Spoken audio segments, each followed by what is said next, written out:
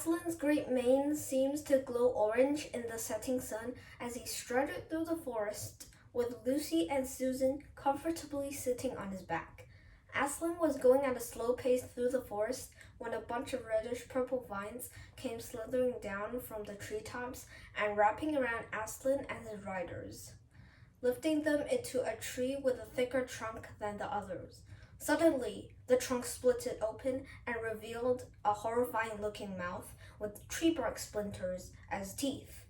The tree monster swallowed Aslan and the girls to the barky depths of the tree. A few moments later, the girls found themselves in some kind of room. They looked around. Aslan was gone. "Where are we?"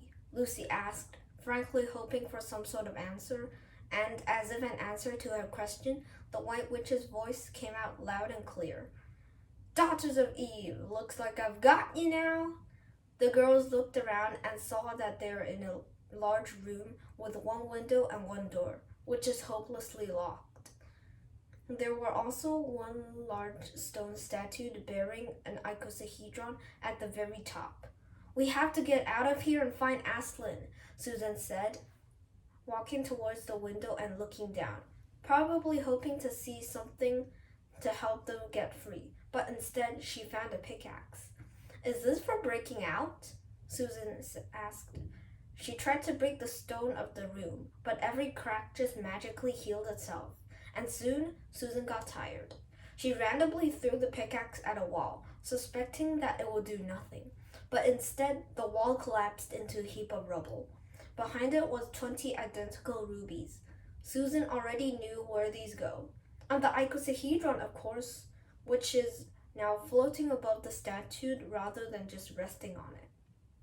She randomly placed the rubies on each side and nothing seems to happen until she pushed the door. The door opened, and the girls walked out of the door silently, hoping nothing bad is going to happen. They ran across a corridor and saw Aslan. He was loosely chained over a trapdoor. "The White Witch probably hasn't figured out how Aslan survived her dagger yet," Lucy whispered to Susan. Aslan spotted the girls and told them that Edmund and Peter are outside the castle and the exit is down the stairs to the left. "How are you going to get free?" Susan asked Aslan. "I will always find my way out. Believe me," Aslan replied, and with that settled, Lucy and Susan went down the stairs, and in front of the castle, they met the two boys. But what really surprised them was Aslan standing behind Edmund and Peter. And behind Aslan were hundreds upon thousands upon millions of dogs, lions, wolves, and other hunting animals, charged up and ready to go. The next moment, all animals, including Aslan, were charging at full speed at the White Witch's army, which has just appeared outside the castle. The White Witch was fighting with her stone knife, and with a loud roar that shook all Narnia from the western lamppost to the shores of the eastern sea, Aslan approached the witch. His companions joined the battle. Aslan's army easily won the battle, and Aslan crowned Lucy, Edmund, Susan, and Peter as kings and queens of Narnia.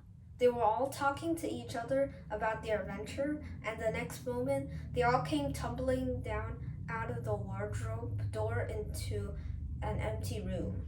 And they were no longer kings and queens, but just Peter, Susan, Edmund, and Lucy in their old clothes.